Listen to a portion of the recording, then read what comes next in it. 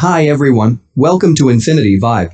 Today our topic is current oxygen crisis in India, why India can't breathe. An oxygen concentrator is a medical device that concentrates oxygen from ambient air.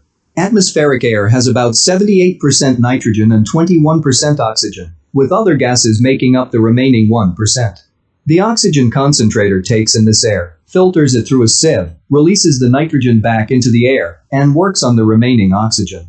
This oxygen, compressed and dispensed through a cannula, is 90 to 95% pure. A pressure valve in concentrators helps regulate supply, ranging from 1 to 10 liters per minute.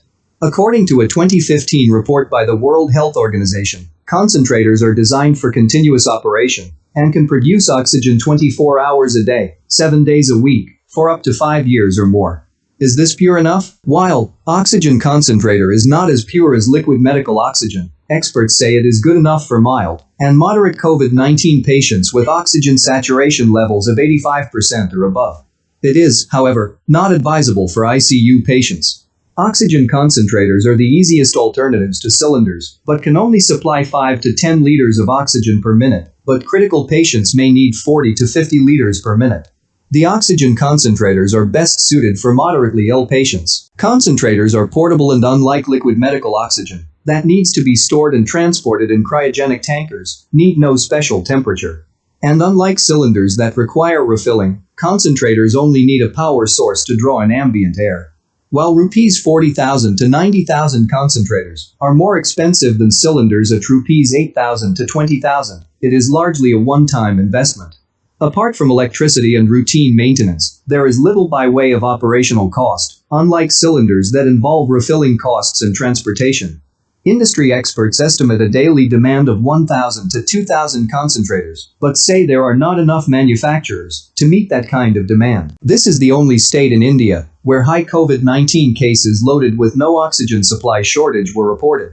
They are now delivering the oxygen supply to a neighboring state. Based on special consideration, they are extending the distribution to Delhi.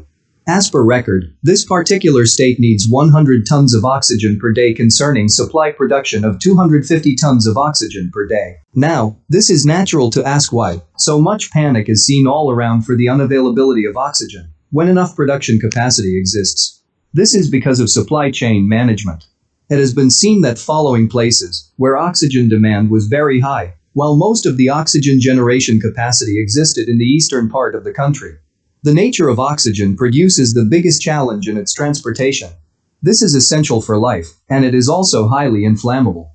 The vacant tankers of oxygen can be transported from one place to another by the Air Force planes in merely a few hours, but full tankers cannot be transported like this. The trains carrying liquid medical oxygen cannot run with speeds of more than 60 to 65 kilometers per hour, and tankers on the road carrying this liquid cannot be racing at speeds above 50 kilometers per hour. This liquid oxygen turns solid at a temperature of minus 219 degrees Celsius, and it turns into vapor at minus 182 degrees Celsius. So a cryogenic tanker is required to transport liquid oxygen, which is made from a special metal. Voluntarily few private companies had to chip in to help. A critical corona patient needs 10 liters of oxygen per hour when he is on oxygen support, and this increases to 60 liters when the patient is on a ventilator, and for 24 hours the requirement spirals to thousands of liters. The lesson that we all learned from corona second wave. Every state government must establish oxygen pressure swing adsorption plants in every district, and the local hospitals will need to strengthen their oxygen supply instead of the demand. It is clean technology. The raw material that it uses is the ambient air. It also takes very limited space. It takes just a few weeks to get a plant up and running. This oxygen plants have an initial setup cost, which depends on the capacity of the plant. The 150 plants cumulatively would have had a capacity of 80,500 liters per minute. A plant that can supply 24 cylinders worth of gas per day costs about rupees 33 lakh to set up, and can be completed in a couple of weeks. A 240-bed hospital would require about 550 lpm oxygen. The Prime Minister of India, apart from using airplanes and starting trains only for transporting oxygen. Going by the sources from high offices, these efforts will help in providing oxygen to most of the states within a week, and in the meantime, the peak of the second wave of the corona, which has come like a tsunami, will also start coming down after reaching its zenith.